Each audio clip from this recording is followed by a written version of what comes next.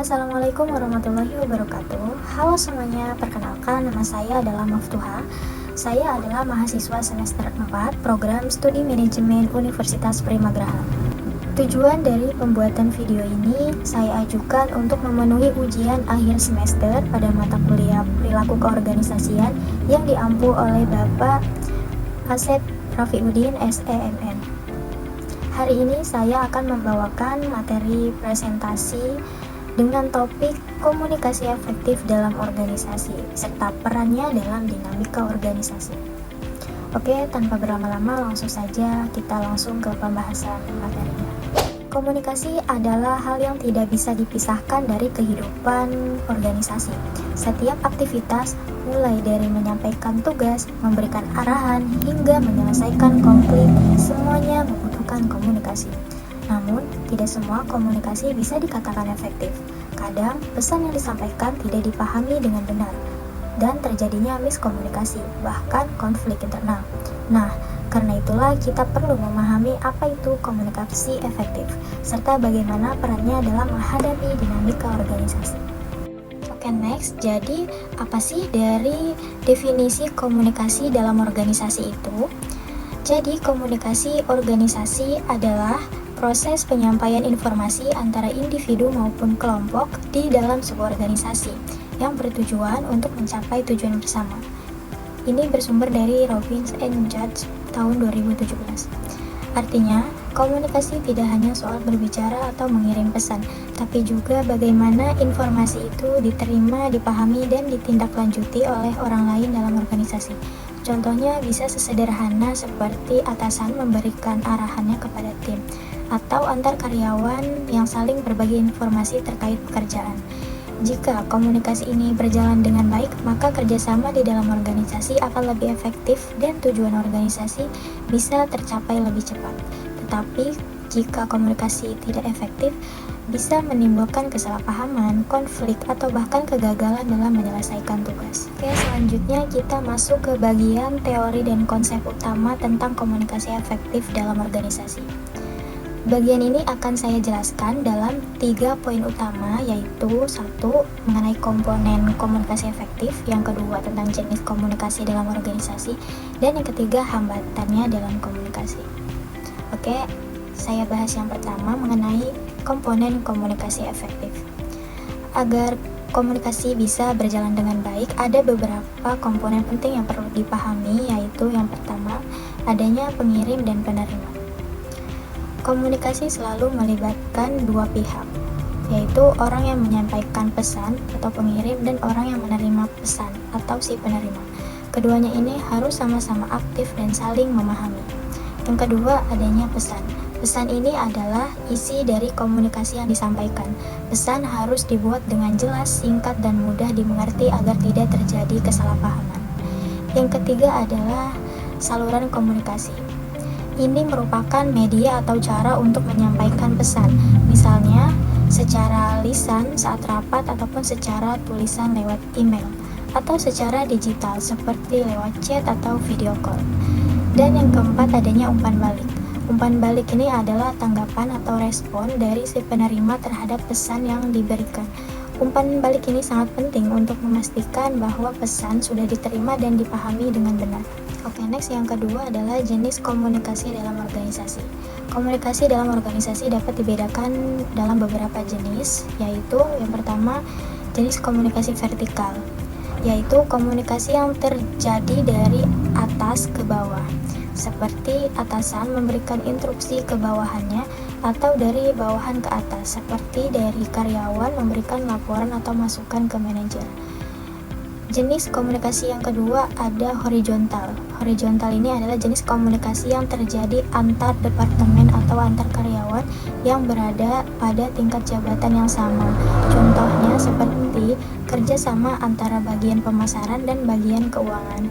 Yang ketiga, jenis komunikasi yang ketiga yaitu formal dan informal. Yaitu komunikasi formal itu dilakukan secara resmi seperti dalam rapat, laporan kerja, atau surat resmi. Sedangkan komunikasi informal lebih bersifat santai seperti obrolan di luar jam kerja atau chatting di grup kerja. Oke, selanjutnya adapun hambatan dalam komunikasi. Dalam praktiknya, komunikasi ini seringkali menghadapi hambatan, dan ada beberapa hambatan yang umum terjadi adalah yang pertama, biasanya kalau komunikasi dalam media internet itu adanya gangguan atau noise. Hal ini bisa berupa gangguan fisik seperti suara bising, sinyal yang buruk, ataupun gangguan teknis saat presentasi. Yang kedua, adanya perbedaan persepsi, di mana setiap orang bisa menafsirkan pesan dengan cara yang berbeda. Hal ini yang bisa menyebabkan pesan dipahami tidak sesuai dengan maksud sebenarnya. Yang ketiga, adanya bahasa atau budaya organisasi.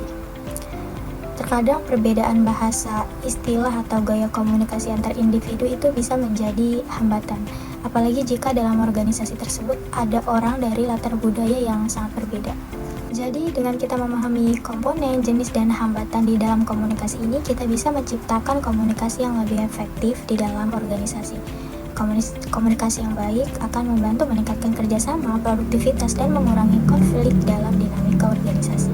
Selanjutnya, sekarang saya akan menyampaikan contoh kasus nyata terkait komunikasi dalam organisasi. Kasusnya adalah proyek kampanye produk gagal akibat miskomunikasi. Jadi, di sebuah perusahaan yang bergerak di bidang kosmetik, tim pemasaran dan tim desain bekerja sama untuk membuat kampanye peluncuran produk baru. Manajer pemasaran mengirimkan pesan lewat grup WhatsApp kepada tim desain. Pesannya berisi, tolong buatkan konsep visual untuk produk skincare Glow Skin dengan tema natural, target remaja, deadline-nya Jumat. Namun tidak ada penjelasan lebih lanjut.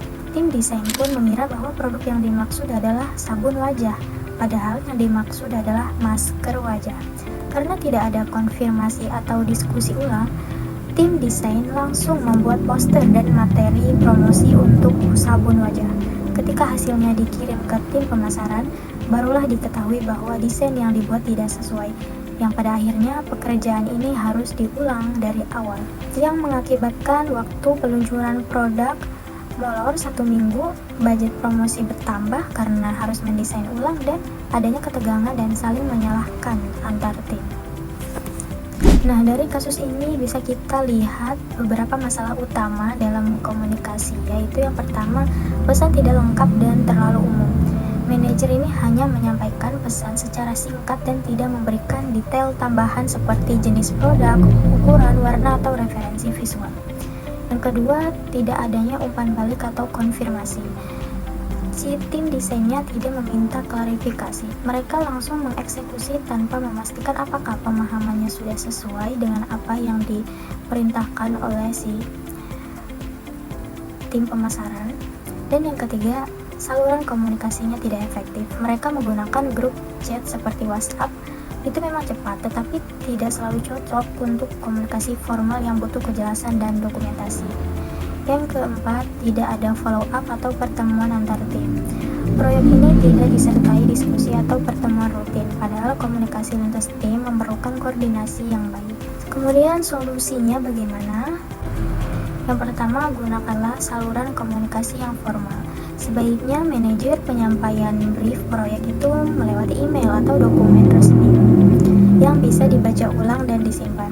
Yang kedua, adakannya meeting awal dengan berdiskusi langsung baik secara online maupun offline yang bisa digunakan untuk menjelaskan detail proyek dan menjawab pertanyaan dari beberapa tim terkait.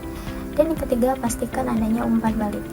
Tim desain itu seharusnya mengonfirmasi kembali informasi yang diterima, misalnya dengan pertanyaan apakah ini masker wajah atau sabun wajah gitu. Dan yang keempat, dokumentasikan hasil diskusi. Hasil dari meeting tersebut bisa ditulis dalam notulen atau pesan ringkasan agar semua pihak punya pemahaman yang sama. Jadi pelajaran dari kasus ini adalah tanpa komunikasi yang jelas, sebuah proyek bisa mengalami hambatan yang besar. Bahkan hal kecil seperti perbedaan pemahaman jenis produk itu bisa berdampak pada waktu, biaya, dan hubungan antar tim. Oke, dari semua penjelasan tadi bisa kita simpulkan bahwa yang pertama, komunikasi efektif itu sangat penting dalam dunia kerja dan organisasi. Yang kedua, komunikasi yang baik itu membantu kerja tim jadi lebih lancar, mengurangi konflik, dan dapat meningkatkan kinerja. Yang ketiga, penerapan teori komunikasi dalam praktik nyata ini sangat membantu dalam menghadapi dinamika organisasi yang terus berubah. Jadi komunikasi bukan hanya soal berbicara, tapi juga soal bagaimana kita menyampaikan dan memahami pesan dengan tepat. Dan sebagai dasar dari materi ini, saya menggunakan beberapa referensi, diantaranya saya ambil kutipan dari Robbins and Judge tahun 2017 mengenai organizational behavior.